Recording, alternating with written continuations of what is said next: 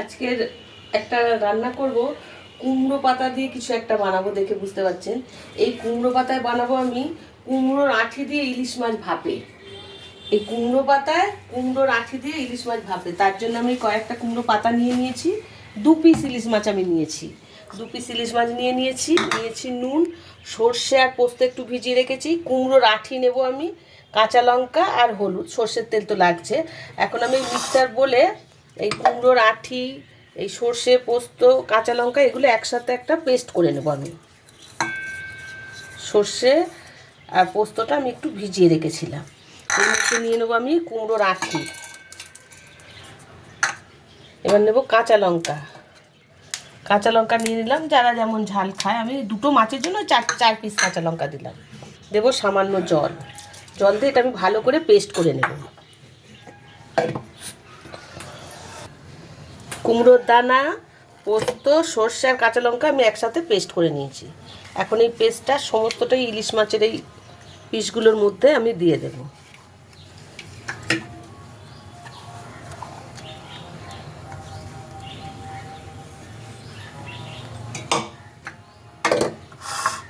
এই মাছটার মধ্যে দেব আমি সামান্য নুন, দেব প্রয়োজন মতো, আর দেব হলুদ গুঁড়ো দিয়ে এটা আমি এখন একটু ভালো করে মাখিয়ে নেব মাছগুলো।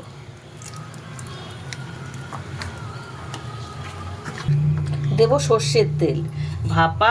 ভাজা ইলিশ মাছে সবসময় সর্ষের তেল ছাড়া ভালোই লাগবে না একদম। সর্ষের তেল দিয়ে দিলাম।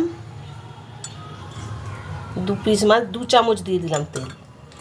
সর্ষে বাটা সর্ষের তেলে যে ঝাঁঝটা হয় ইলিশ মাছে, খুব ভালো লাগে সেটা খেতে।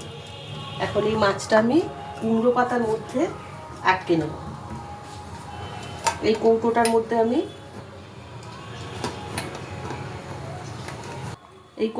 মধ্যে আমি দেবো মাছের পিসগুলো। এখন আমি কুমড়ো পাতা নিয়েছি একটা ছোট্ট আর একটা বড় কুমড়ো পাতাগুলো কিন্তু একটু নরম দেখে নিতে হবে, নরম না হলে না মানে ভালো লাগবে না। এই পাতাগুলো কিন্তু একদম নরম। এই একটা পাতার মধ্যে আমি আরও একটা ছোট পাতা দিয়ে দিলাম, দিয়ে 1 পিস মাছ আমি এইখানে দিয়ে দিলাম। একটা গোটা কাঁচা লঙ্কা আমি এর মধ্যে দিয়ে দিলাম, দিয়ে মশলাটা হাফ দিয়ে দেবো একটা মাছে, আর একটা মাছে হাফ দেবো আমি।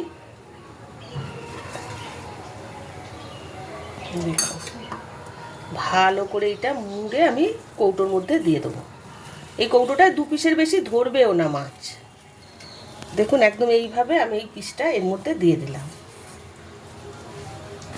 আর একটাও পাতা নেব, আর একটা ছোট পাতা নেব, একদম কচি কচি পাতাগুলো। দেখুন এইগুলো একটু কচি, কিন্তু এইগুলোর থেকে কম একটু, তাই আমি একদম কচিগুলোই নিয়ে নিলাম। এর মধ্যে ইলিশ মাছটা দিলাম, সমস্ত মশলাটা দিয়ে দেবো। এই কুমড়োর আঁঠি ভাজা খেতেও খুব ভালো। কুমড়োর আঁঠি দিয়ে বড়া হয়, অনেক কিছু হয় কুমড়োর আঁঠি দিয়ে। কুমড়োর আঁঠি বাটা অনেকে পোস্ত হিসেবেও ইউজ করে, কিন্তু এইভাবে ইলিশ মাছে কুমড়োর আঁঠি বাটা দিয়ে এই ভাপে করে খেয়ে দেখবেন, খুব স্বাদ হয়, একটা আলাদা রকম টেস্ট হয়। এটাও আমি ভালো করে মুড়ে, একটা কাঁচা লঙ্কাও দিয়ে দিয়েছি, দুটোকে একসাথে মুড়ে নিয়েছি, নিয়ে আমি এই কৌটোর মধ্যে টাইট করে দিয়ে দিলাম। একদম দেখুন 2টোর বেশি ধরতোই না এই কৌটোটার মধ্যে, তাই আমি 2 পিস মাছই করেছি। এটা আটকে দিলাম। এখন আমি প্রেসার কুকারে দেব।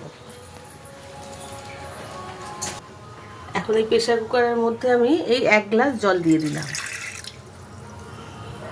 দেখতে হবে এই যে কৌটোটা দিয়েছে এইখান পর্যন্ত যেন না হয়, এর নিচে হবে জলটা। একদম কৌটো যেখানটা আটকাবো তার নিচে জলটা হবে। এখান পর্যন্ত হলে কিন্তু কৌটোর মধ্যে জল ঢুকে যাবে।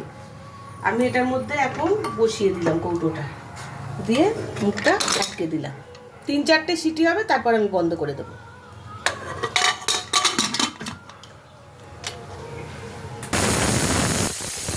3টে সিটি হয়ে গেছে, এখন আমি বন্ধ করে দিই।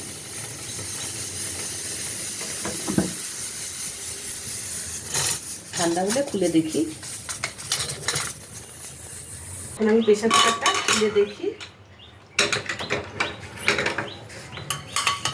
কৌটোটা আমি আস্তে করে বার করে নেব।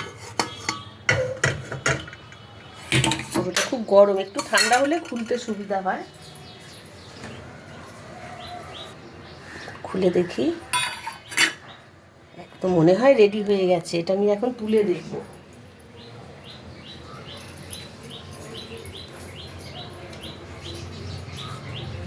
রেডি হয়ে গেছে কুমড়ো পাতায় কুমড়োর আঁটি বাটা দিয়ে ইলিশ মাছ ভাপে।